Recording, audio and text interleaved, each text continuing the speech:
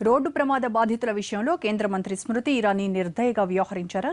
కళ్లెదుటే గాయాలతో విలవిల్లాడుతున్నా పట్టించుకోకుండా కారెక్కి వెళ్లిపోయారా?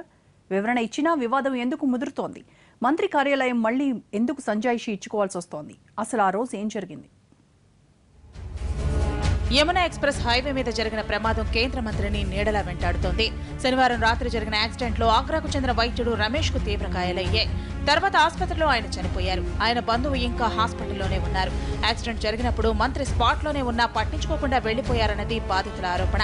స్మృతి కాన్వాయ్లోని వాహనం తమ ద్విచక్ర వాహనాన్ని 2 సార్లు ఢీకొట్టడంతో కింద పడిపోయామని ఫిర్యాదులో పేర్కొన్నారు చనిపోయిన డాక్టర్ కుమార్తె.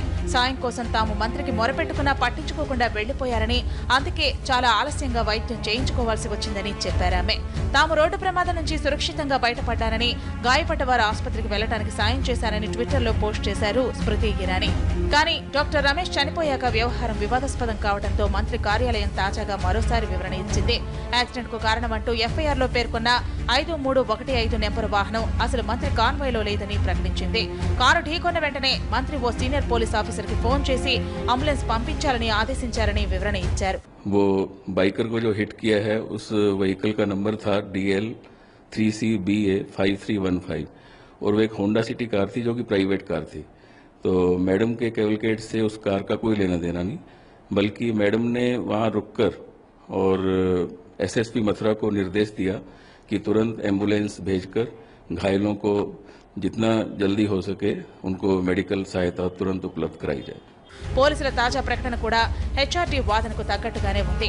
అసలు మోటార్ సైకిల్ ను ఢీకొట్టింది మంత్రి కారు కాదని చెప్పారు పోలీసులు. హోండా సిటీ కారు బైక్ ని ఢీకొట్టి సడన్ గా ఆగితే వెనక నుంచి స్పీడ్ గా వచ్చిన మరో 2 వాహనాలు గుద్దుకున్నాయని, ఆ తర్వాత మంత్రి పైలట్ వెహికల్ ఆమె వాహనం వచ్చి ఢీకొట్టాయని చెప్పారు మధురై ఎస్పీ.